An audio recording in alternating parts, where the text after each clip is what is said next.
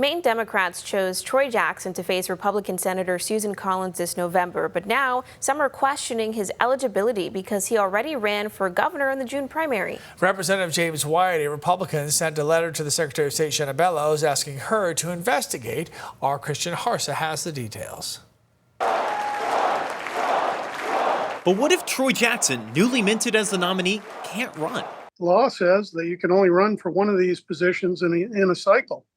And he's already lost a race, just like some other folks that ran for governor. So he's not an eligible candidate.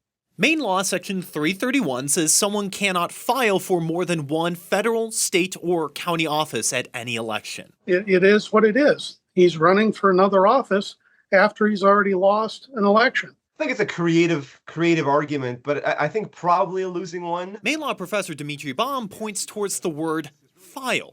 And here Jackson only filed for one office. Instead, the Democratic Party chose Jackson for the U.S. Senate. Republican Representative James White sees it differently. So he threw his hat into the ring. He wasn't chosen. He was chosen after he threw his hat into the ring after he lost the governor's race. White says the problem isn't just how, he says it's also when. Law says that you can only run for one of these positions in a cycle. The question is the primary the same election as the general election for the Senate?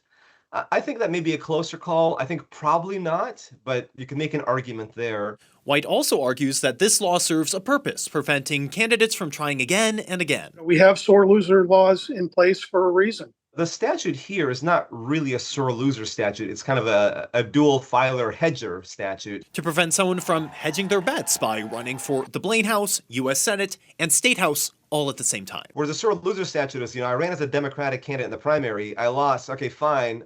I'll just drop out of the party and run as an independent. The Jackson campaign isn't giving the challenge much weight. Republicans are so worried that Susan Collins is about to lose, they're resorting to cheap tricks. Troy Jackson will harness the grassroots energy in Maine and defeat Susan Collins, wrote a campaign advisor. White's letter, sent on Friday to Secretary of State Shanna Bellows, has gone unanswered. So has New Center Maine's request for comment on Tuesday. On Monday, Bellows did release a list of candidates withdrawn or replaced. Jackson is at the top of the list. I think somebody could bring the challenge in court and say this person is not eligible. But like I said, I think it's unlikely that she would change her mind. And I think it's highly unlikely that the court would reverse the decision anyway.